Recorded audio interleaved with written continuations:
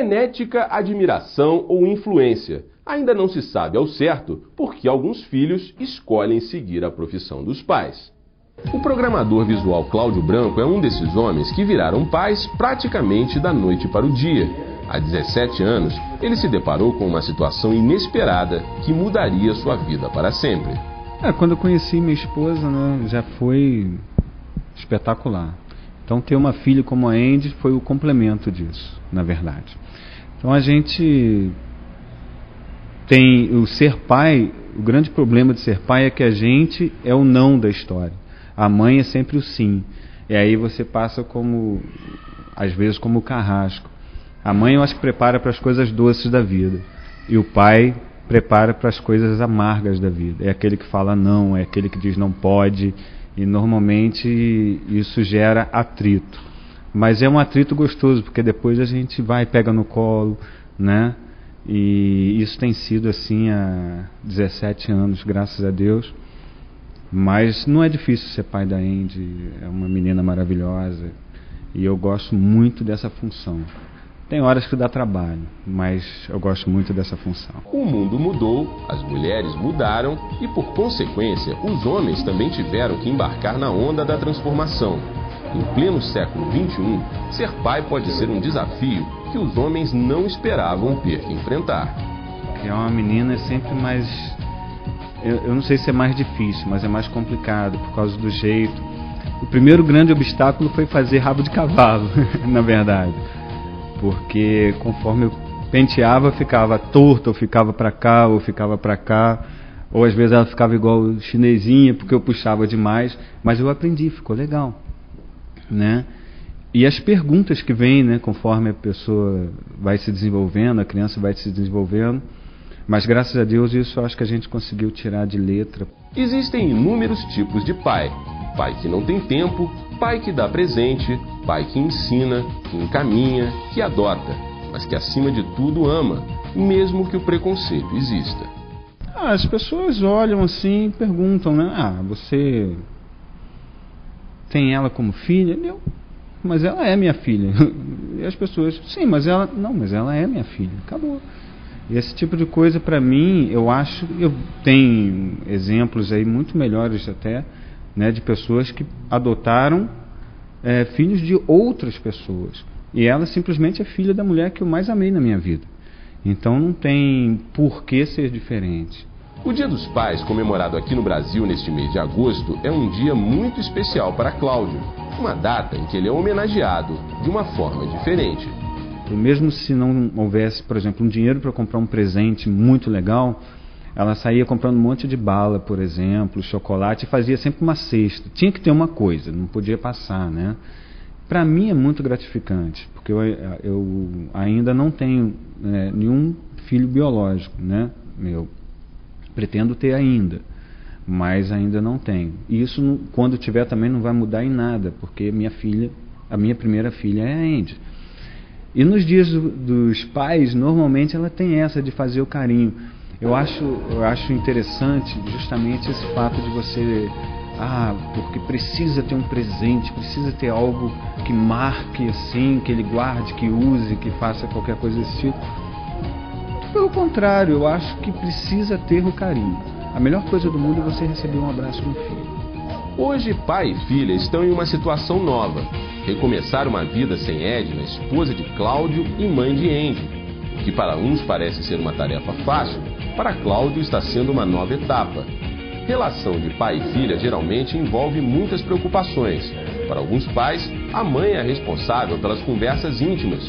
Com Cláudio e Andy, essa relação acontece naturalmente e de forma muito tranquila. Não existe conversa que a gente não possa ter, na verdade, né? Então a gente tem essa relação além... que eu acho que a primeira relação precisa ser de amigo. Se ela precisa descobrir alguma coisa, tem que ser comigo, ou, no caso, com a mãe dela. Mas eu acho que é necessário essa conversa, a sinceridade precisa ter o tempo inteiro entre pai e filha. Se ela quer descobrir, se ela tem uma pergunta, se ela tem uma dúvida, a melhor pessoa do mundo sou eu, para ela descobrir. Essa nova realidade na vida de Cláudio e Andy, que vem sendo superada com muito amor, vem unindo pai e filha e fazendo com que a vida seja mais fácil. Construir uma relação saudável entre pai e filha é uma questão que envolve muitos sentimentos. Questão de tempo para que as semelhanças possam se transformar em afinidades e num amor em que não falta muita admiração. O último ano foi um ano de crescimento para os dois. Porque, na verdade, como eu já disse, a Edna fez um ótimo trabalho como mãe, né? E hoje eu tenho pedido muito a Deus que continue me dando a sabedoria para educar, para dizer não, mas também que me dê mais amor, que não vai suprir o que a Edna dava a ela, mas que eu não seja só o cara duro como eu sou. Embora eu seja meio rígido no meu proceder, na minha forma de educar, eu sou também uma pessoa divertida, eu implico, eu brinco, né? Eu encho a paciência dela o tempo inteiro, tanto que ela me chama de pai bobo, né?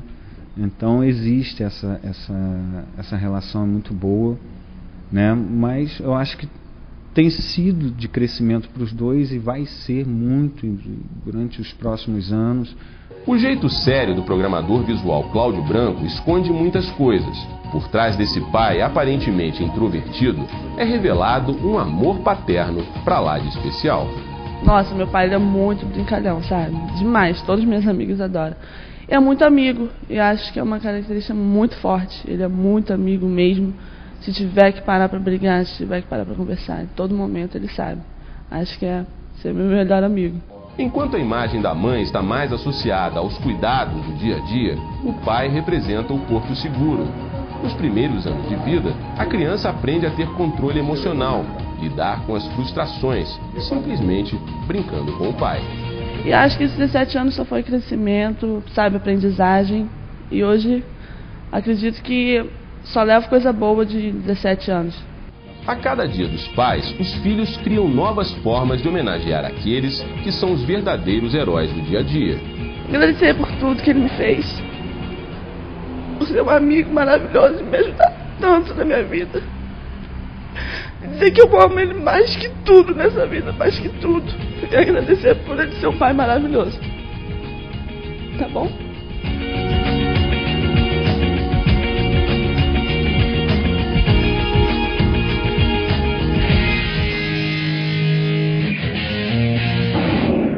Os especialistas defendem a tese de que, assim como a cor do cabelo, por exemplo, muitas vezes os filhos podem herdar dos pais o talento ou a habilidade para determinadas funções e carreiras. Ronaldo Fialho começou a se aventurar no mundo da música aos 17 anos.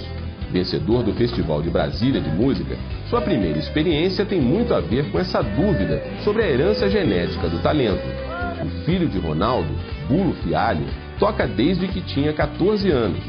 Juntos, pai e filho têm na música um elemento de grande afinidade. O Bulo é o terceiro dos meus filhos, né? Na verdade, ele quando nasceu, a mãe, que também é ligada ao teatro, a Andréia, e eu já fazia um trabalho na música há muito tempo e tal. Então ele cresceu já dentro desse ambiente, assim, da arte em geral lá em casa, né? Participando de ensaios, participando de gravações e tudo. E ele gostava, ele já mostrava uma certa aptidão para isso, uma possível vocação, assim. Então um interesse muito grande ele já tinha na coisa da música principalmente, né? Ronaldo tem uma visão muito especial do que é ser pai. A liberdade que existe em sua relação com o filho foi uma das formas que encontrou para aumentar a cumplicidade entre os dois. O pai tem obrigação mesmo de dividir a criação dos filhos com a mãe e com a escola, né? Ele tem a obrigação de formar. E mais do que tudo, o bom exemplo funciona muito bem, né? O pai, não adianta você falar muitas coisas para o teu filho e ele olhar para você e ver que você fala aquilo tudo, mas que você é completamente diferente daquilo que você fala e tal. Então, eu acho assim, meus filhos cresceram assim, vendo as atitudes que tanto eu quanto a mãe praticávamos dentro de casa e tal. Isso acho que foi muito mais assim um fio condutor assim na formação do caráter do Bulo e das minhas duas filhas, da Priscila e da Paula, do que qualquer coisa que eu pudesse ficar falando para eles e tal. Eu procurei dar assim os meios a eles de crescerem intelectualmente, de se formarem como cidadãos, e o resto é por conta deles, assim. Eles veem um exemplo que eu acho que, modéstia à parte, tanto eu quanto a mãe fomos bons exemplos para os filhos, graças a Deus.